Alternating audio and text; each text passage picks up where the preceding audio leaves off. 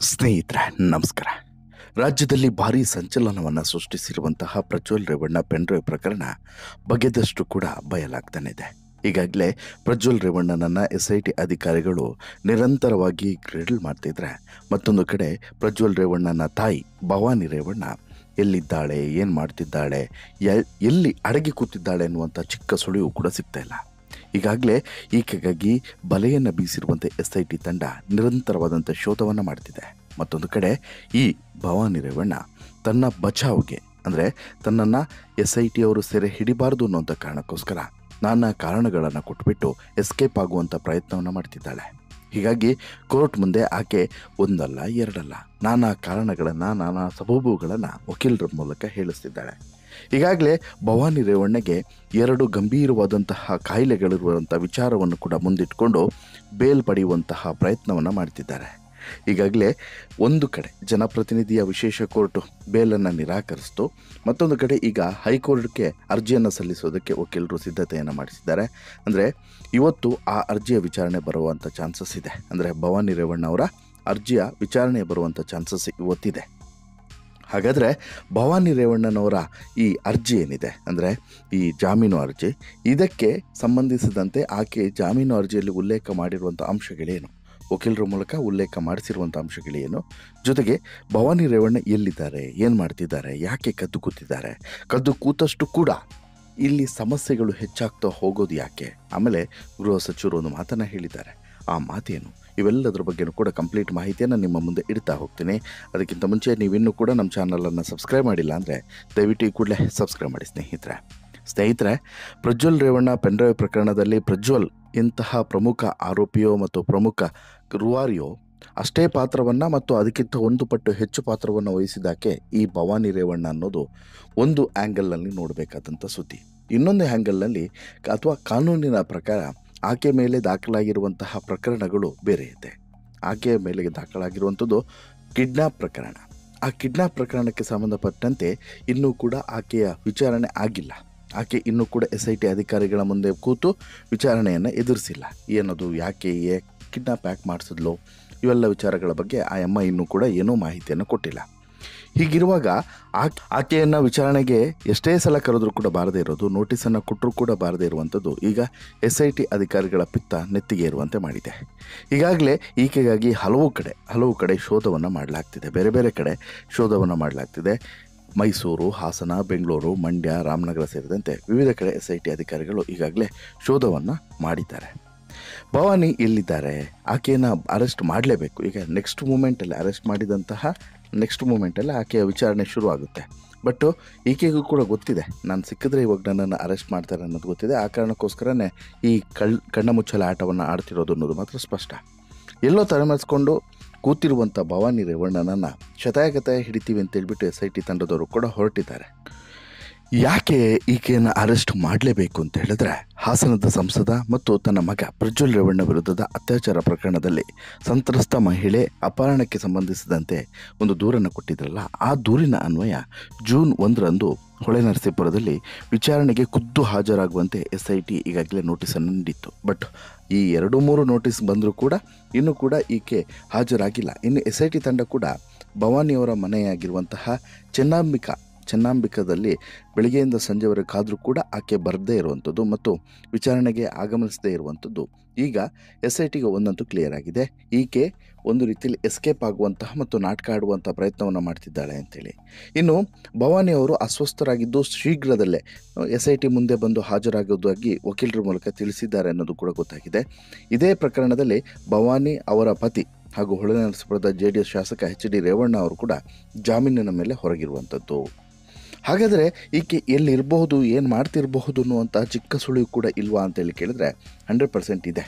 ಈಕೆ ಯಾರ್ದಾದ್ರೂ ಒಬ್ಬರು ದೊಡ್ಡವರ ಮನೆಯಲ್ಲಿ ಆಶ್ರಯವನ್ನು ಪಡೆದಿರ್ತಾಳೆ ಅನ್ನುವಂಥದ್ದು ಈಗ ಗೊತ್ತಾಗ್ತಿರುವಂಥ ವಿಚಾರ. ಬಟ್ SITಯ ಮುಂದೆ ಯಾಕೆ ಈಕೆ ಬರ್ತಿಲ್ಲ ಅನ್ನುವಂಥದ್ದು ಎಲ್ರಿಗೂ ಕೂಡ ಇರುವಂಥ ಅನುಮಾನ. ಒಂದಂತೂ ಕ್ಲಿಯರ್, ಈಕೆ ಬಾರದೇ ಇರೋದಕ್ಕೆ ಪ್ರಮುಖವಾದಂಥ ಕಾರಣ ಎಲ್ಲಿ ತನ್ನನ್ನು ಅರೆಸ್ಟ್ ಮಾಡ್ತಾರೇನೋ ಅನ್ನುವಂಥದ್ದು. ಇನ್ನು ವಕೀಲರ ಮೂಲಕ ಇನ್ನೊಂದು ಎಸ್ಕೇಪ್ ಆಗುವಂಥ ಪ್ರಯತ್ನವನ್ನು ಕೂಡ ಮಾಡೋದಕ್ಕೆ ಹುಡುಕಿದಂಥ ರೀಸನ್ ಏನು ಅಂತ ಹೇಳಿದರೆ, ಈ ವಕೀಲರು ಕೂಡ ಈಗಾಗಲೇ ಬಹುಶಃ ನೀವು ಕೆಲವು ದೃಶ್ಯಗಳಲ್ಲಿ ಗಮನಿಸಿರ್ತೀರ, ವಕೀಲರ ಒಂದು ತಂಡವೇ ಭವಾನಿಯವರ ಮನೆಗೆ ಬಂದು ಹೋಗುತ್ತೆ. ಆ ತಂಡ ಯಾರು ಮಹಿಳಾ ವಕೀಲರ ತಂಡವೇ ಇಲ್ಲಿಗೆ ಬಂದು ಹೋಗುತ್ತೆ. ಈ ಸಂದರ್ಭದಲ್ಲಿ ಅವರು ಒಂದು ಸ್ಟೇಟ್ಮೆಂಟನ್ನು ಭವಾನಿಯವರ ಆರೋಗ್ಯ ಸರಿಯಿಲ್ಲ, ಅವರ ಕುಟುಂಬದಲ್ಲಿ ಆದಂಥ ಒಂದು ಸಾವಿನಿಂದ ಅವರು ಸಿಕ್ಕಾಪಟ್ಟೆ ದುಃಖದಲ್ಲಿದ್ದಾರೆ, ಮಾನಸಿಕವಾಗಿ ಮತ್ತು ದೈಹಿಕವಾಗಿ ಫುಲ್ಲು ಕುಗ್ಗಿ ಹೋಗಿದ್ದಾರೆ. ಅವರ ಆರೋಗ್ಯ ಸರಿ ಹೋದ ಬಳಿಕ ಅವರು ಬಂದು ವಿಚಾರಣೆಗೆ ಹಾಜರಾಗ್ತಾರೆ. ಇದ್ರ ಜೊತೆಗೆ 2 ಮಂಡಿಗಳ ಆಪರೇಷನ್ ಕೂಡ ಆಗಿದೆ. ಹೀಗಾಗಿ ಅವರ ಅಣ್ಣ ತೀರ್ಕೊಂಡಿರೋದ್ರಿಂದ ದುಃಖದಲ್ಲಿದ್ದಾರೆ. ಆಮೇಲೆ ಎಲ್ಲೂ ಕೂಡ ಅವರಿಗೆ ಎದ್ದು ಓಡಾಡೋಕ್ಕೆ ಆಗ್ತಾ ಇಲ್ಲ. ಅವರೆಲ್ಲಿದ್ದಾರೆ ಅಂಥೇಳಿ ಗೊತ್ತಿದ್ರೆ ನೇರವಾಗಿ ಅಲ್ಲಿಗೆ ಹೋಗ್ತಾ ಇದ್ವಿ, ಇಲ್ಲಿಗೆ ಯಾಕೆ ಬರ್ತಾ ಇದ್ವಿ ಅಂತಲೂ ಕೂಡ ವಕೀಲರು ಹೇಳ್ತಾರೆ.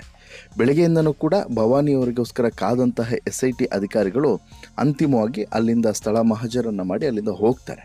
ಆ ಸಂದರ್ಭದಲ್ಲಿ ನೀವು ಒಂದು ವಿಚಾರವನ್ನು ಗಮನಿಸಿ, ಇಲ್ಲಿ ಮಂಡಿ ಆಪರೇಷನ್ನ ರೀಸನನ್ನು ಕೊಟ್ಟರು. ಇದಕ್ಕಿಂತ ಮುಂಚೆ ಕ್ಯಾನ್ಸರ್ನ ಒಂದು ರೀಸನನ್ನು ಕೊಟ್ಟಿದ್ದರು. ಬಹುಶಃ ಆ ವಿಚಾರ ಸಾಕಷ್ಟು ಜನರಿಗೆ ಗೊತ್ತೇ ಇಲ್ಲ. ಹೌದು, ಭವಾನಿ ರೇವಣ್ಣನವರಿಗೆ ಕ್ಯಾನ್ಸರ್ ಇದೆ ಅನ್ನುವಂಥ ಒಂದು ವಿಚಾರವನ್ನು ಮತ್ತು ಒಂದು ಗಂಭೀರವಾದಂಥ ಸ್ಟೇಜ್ನಲ್ಲಿದೆ, ಅವರು ಚಿಕಿತ್ಸೆಯನ್ನು ಪಡಿತಾ ಇದ್ದಾರೆ ಅನ್ನೋದನ್ನು ಸಾಕಷ್ಟು ಜನ ಹೇಳಿದರು. ಹಾಗಾದರೆ ಅಂಥದ್ದೊಂದು ಅನುಮಾನ ಈಗ ಮೂಡೋದಂತೂ ಸಹಜ. ಭವಾನಿ ರೇವಣ್ಣನವರಿಗೆ ಕ್ಯಾನ್ಸರ್ ಇದೆಯಾ ಅಂಥೇಳಿ. ಯಾಕೆ ಅಂತ ಹೇಳಿದರೆ, ಇಲ್ಲಿ ಅವರು ಕಳೆದ ಬಾರಿ ಜಾಮೀನಿಗೆ ಅರ್ಜಿ ಸಲ್ಲಿಸಿದಂಥ ಸಂದರ್ಭದಲ್ಲಿ ಯಾವುದು ಜನಪ್ರತಿನಿಧಿಗಳ ವಿಶೇಷ ಕೋರ್ಟ್ನ ಮುಂದೆ ಅವರು ಜಾಮೀನಿಗೆ ಒಂದು ಅರ್ಜಿಯನ್ನು ಸಲ್ಲಿಸ್ತಾರೆ. ಆ ಅರ್ಜಿಯಲ್ಲಿ ಈ ವಿಚಾರವನ್ನು ಉಲ್ಲೇಖ ಮಾಡಿದ್ದಾರೆ ಅನ್ನೋದ್ರ ಬಗ್ಗೆ ಮಾಧ್ಯಮಗಳು ಸುದ್ದಿಯನ್ನು ಪ್ರಕಟಪಡಿಸಿದ್ವು. ಏನಂತ ಹೇಳಿದರೆ, ಭವಾನಿ ರೇವಣ್ಣನವರ ಪರ ವಕೀಲರು ಅವರಿಗೆ ಕ್ಯಾನ್ಸರ್ ಇದೆ, ಹೀಗಾಗಿ ಅವರ ಆರೋಗ್ಯದ ದೃಷ್ಟಿಯಿಂದ ನಿರೀಕ್ಷಣಾ ಜಾಮೀನನ್ನು ನೀಡಬೇಕು ಅಂತ ಹೇಳಿಬಿಟ್ಟು ಕೋರ್ಟ್ ಮುಂದೆ ವಾದವನ್ನು ಮಂಡಿಸಿದ್ರು. ಹಾಗಾದರೆ ನಿಜವಾಗ್ಲೂ ಕೂಡ ಭವಾನಿ ರೇವಣ್ಣನವರಿಗೆ ಕ್ಯಾನ್ಸರ್ ಇದೆಯಾ?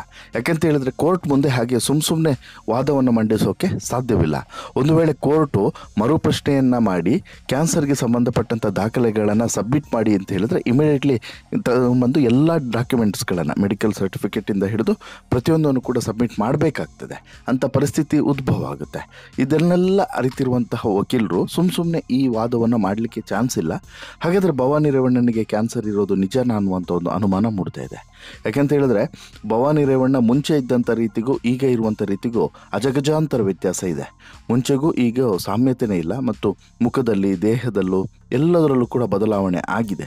ಹೀಗಾಗಿ ಕ್ಯಾನ್ಸರ್ ಇದೆಯಾ ಅನ್ನುವಂಥ ಒಂದು ಅನುಮಾನ ಅಥವಾ ಡೌಟ್ಫುಲ್ ಎಲ್ಲರಿಗೂ ಕೂಡ ಬರುವಂಥದ್ದು ಸಹಜ. ಈಗ ಭವಾನಿ ರೇವಣ್ಣನವರು ಆರೋಗ್ಯದ ದೃಷ್ಟಿಯಿಂದನೇ ಜಾಮೀನು ಅರ್ಜಿಯನ್ನು ಸಲ್ಲಿಸ್ತಿರುವಂಥ ವಕೀಲರು ಕೂಡ ಈಗಾಗಲೇ ಮಂಡಿ ಆಪರೇಷನ್ನ ರೀಸನನ್ನು ಕೊಡ್ಬೋದು, ಈ ಕ್ಯಾನ್ಸರ್ನ ರೀಸನನ್ನು ಕೊಡ್ಬೋದು, ಅಥವಾ ಬೇರೆ ಯಾವುದೇ ರೀಸನನ್ನು ಕೊಟ್ಟು ಈಗ ಹೈಕೋರ್ಟ್ನಲ್ಲಿ ಜಾಮೀನು ಅರ್ಜಿಗೆ ಸಲ್ಲಿಸುವಂಥ ಸಂದರ್ಭದಲ್ಲಿ ಒಂದಷ್ಟು ಕಾರಣಗಳನ್ನು ಕೊಡುವಂಥ ಸಾಧ್ಯತೆಯೂ ಕೂಡ ಇದೆ. ಇನ್ನು ಪ್ರಜ್ವಲ್ ರೇವಣ್ಣ ಕೊಡುವಂಥ ಸ್ಟೇಟ್ಮೆಂಟ್ ಕೂಡ ಇಲ್ಲಿ ಮುಖ್ಯವಾಗ್ತದೆ. ಅದಕ್ಕೋಸ್ಕರನೇ SIT ಅಧಿಕಾರಿಗಳು ಒಂದು ಆಯಾಮದಲ್ಲಿ ಈಗಾಗಲೇ ರೇವಣ್ಣನವರ ವಿಚಾರಣೆಯನ್ನು ಪಡೆದಿದ್ದಾರೆ, ಮತ್ತೊಂದು ಆಯಾಮದಲ್ಲಿ ಪ್ರಜ್ವಲ್ ರೇವಣ್ಣನನ್ನು ಹೇಳಿಕೆ ಪಡಿತಾ ಇದ್ದಾರೆ, ಇನ್ನೊಂದು ಆಯಾಮದಲ್ಲಿ ಪ್ರಮುಖವಾಗಿ ಈಕೆಯ ಹೇಳಿಕೆಯನ್ನು ಪಡಿಬೇಕು. ಈಕೆಯ ಹೇಳಿಕೆಯನ್ನು ಪಡೆದಾಗಲೇ ಈ ಪ್ರಕರಣಕ್ಕೆ ಮತ್ತು ಈ ಆರೋಪಕ್ಕೆ ಒಂದು ಅಂತಿಮ ಮುದ್ರೆಯನ್ನು ಒತ್ತೋಕ್ಕೆ ಸಾಧ್ಯ ಅನ್ನುವಂಥ ಕಾರಣಕ್ಕೋಸ್ಕರ ಮತ್ತು ಈ ಕೇಸ್ಗೆ ಯಾವುದು ಕಿಡ್ನ್ಯಾಪ್ ಕೇಸ್ಗೆ ಸಂಬಂಧಪಟ್ಟಂತೆ ಭವಾನಿ ರೇವಣ್ಣನನ್ನು ಅರೆಸ್ಟ್ ಮಾಡೋಕ್ಕೆ ಸಾಧ್ಯ ಅನ್ನೋದು SIT ಅಧಿಕಾರಿಗಳ ಒಂದು ಚಿಂತನೆ. ಬಟ್ ಇಲ್ಲಿ ಭವಾನಿ ರೇವಣ್ಣ ಅರೆಸ್ಟ್ ಮಾಡೇ ಮಾಡ್ತಾರೆ ನನ್ನನ್ನು ಅನ್ನೋದ್ರ ಬಗ್ಗೆ ಗೊತ್ತಿರೋದ್ರಿಂದ ಮತ್ತು ಆ ಭಯವೂ ಕೂಡ ಆಕೆಗೆ ಇರೋದ್ರಿಂದ ಇಲ್ಲಿ ಎಸ್ಕೇಪ್ ಆಗುವಂತಹ ಮತ್ತು ಇಲ್ಲಿ ಡ್ರಾಮಾವನ್ನು ಮಾಡುವಂಥ ಕೆಲಸವನ್ನು ಮಾಡ್ತಿದ್ದಾಳೆ ಅನ್ನೋದು ಮಾತ್ರ 100ಕ್ಕೆ 100 ಸತ್ಯ. ಆದರೆ SIT ಅಧಿಕಾರಿಗಳು ಇದನ್ನು ಇಲ್ಲಿಗೆ ಬಿಟ್ಟುಬಿಡ್ತಾರಾ? ಖಂಡಿತ ಇಲ್ಲ. ಹೈಕೋರ್ಟ್ನಲ್ಲೂ ಕೂಡ ಆಕೆಗೆ ಜಾಮೀನು ಸಿಗದಂತೆ ವಾದವನ್ನು ಮಂಡಿಸ್ಬೋದು ಸರ್ಕಾರ ಪರ ವಕೀಲರು. ಅದಾದ ಬಳಿಕ SIT ಕೂಡ ಇಲ್ಲಿ ಒಂದಷ್ಟು ವಿಚಾರಗಳನ್ನು ಪ್ರಸ್ತುತಪಡಿಸ್ಬೋದು. ಪ್ರಮುಖವಾಗಿ ಇಲ್ಲಿ ಭವಾನಿ ರೇವಣ್ಣ ಯಾಕೆ ವಶಕ್ಕೆ ಪಡಿಬೇಕು ಅಥವಾ ವಶಕ್ಕೆ ಸಿಗಬೇಕು ಅಂತ ಹೇಳಿದ್ರೆ, ಭವಾನಿ ರೇವಣ್ಣನೇ ಈ ಕಿಡ್ನ್ಯಾಪ್ ಪ್ರಕರಣದ ಸೂತ್ರಧಾರ ಅನ್ನೋದನ್ನು ಸ್ಪಷ್ಟವಾಗಿ ಆ ದೂರಿನಲ್ಲಿ ಉಲ್ಲೇಖ ಮಾಡಿದ್ದಾರೆ. ಜೊತೆಗೆ ಅಲ್ಲಿ ಭವಾನಿ ರೇವಣ್ಣ ಹೆದರಿಸಿ ಆಕೆಯಿಂದ ವಿಡಿಯೋವನ್ನು ಕೂಡ ಮಾಡಿಸಿದ್ದಾರೆ ಅನ್ನೋದು ಆರೋಪನೂ ಕೂಡ ಇದೆ. ಆಕೆ ನಂತರ ಒಂದು ವಿಡಿಯೋವನ್ನು ಮಾಡ್ತಾಳಲ್ಲ, ಆ ವಿಡಿಯೋವನ್ನು ಹೆದರಿಸಿ ಪದರಿಸಿ ಮಾಡಿಸಿರುವಂಥ ವಿಡಿಯೋ ಅನ್ನುವಂತಹ ಆರೋಪನೂ ಕೂಡ ಇದೆ.